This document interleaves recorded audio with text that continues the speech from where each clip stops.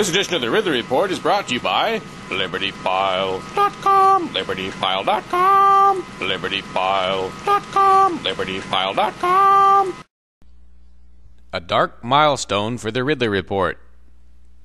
After over a year on the air and 800 videos produced, I have finally suffered my first censorship. But it didn't come from YouTube. The affected videos were attempted uploads on Metacafe. Metacafe is a YouTube-style website where Ridley Report maintains an alternate page. All Ridley Reports end up re-airing on Metacafe, or at least that's the idea. This email I sent them should explain matters satisfactorily. Dear folks at Metacafe, I wish to protest the inappropriate removal of 3 videos I uploaded around January 11th, 09. Here's what happened and what didn't happen. First, I did something which I do twice a week. I tried to dupe some of my reports from YouTube to Metacafe. War tax resistors together in New Hampshire, Ridley invents new ideology 1, and Ridley invents new ideology part 2. A day later, I noticed none of the vids had appeared. A message in my notifications box said, quote, "Your video, War Tax Resistors Together in New Hampshire, has been declined for the following reason. Item was found unsuitable for Metacafe. The video was found unsuitable to be published on Metacafe by our review panel. The item may contain pornographic, revolting, violent, or malicious content." Unquote.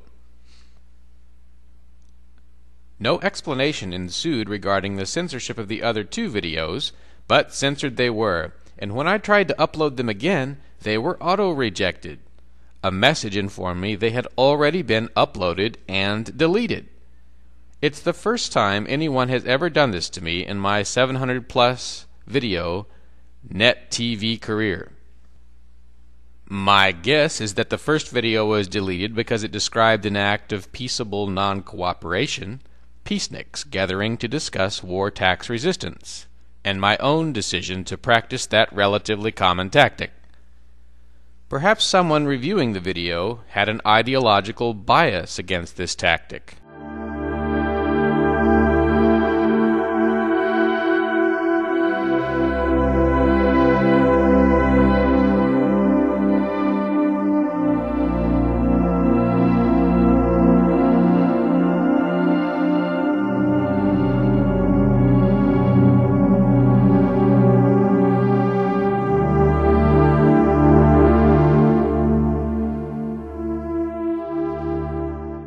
But there is nothing illegal about a making or showing of a video that describes peaceful non-cooperation.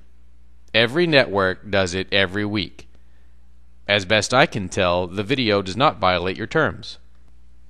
But even if it did, what about the other 2 videos that mysteriously disappeared without explanation? Did they even discuss anything that is against the law? Why were they rejected? Who chose to delete them? Certainly, those who run Metacafe have property rights which trump my privilege of operating on that property.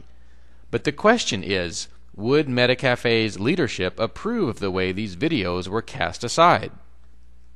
I would like to think that constructive content producers like me are part of what makes Metacafe worth visiting. Thousands of visitors seem to think so. I would be shocked if you were to feel otherwise. I request a response, and I request that limits be placed upon the authority of whoever blocked these videos. Either someone has made an accidental error, or they are abusing the authority you granted them. Yours, Dave Ridley, RidleyReport.com. That's the end of my email. It went to Metacafe on roughly January 16th. Today is January 19th, and I have still not received a response. However, all my subsequent submissions have aired, and my Metacafe channel is getting a lot more hits than usual. And of course, by censoring the war tax resistor video, Metacafe is actually drawing more attention to it. You can see the offending video in its entirety on YouTube, which did not try to censor it. Just see the video description for this clip for a link to the dastardly story about people who have the nerve to not pay for torture. This is Dave Ridley signing off for RidleyReport.com this January 19, 2008. Correction, 2009. This edition of the Ridley Report is brought to you by LibertyFile.com. LibertyFile.com. It's like a libertarian version of Dig. Submit the stories you want to see on the front page and crush the ones you don't. LibertyFile.com. LibertyFile.com.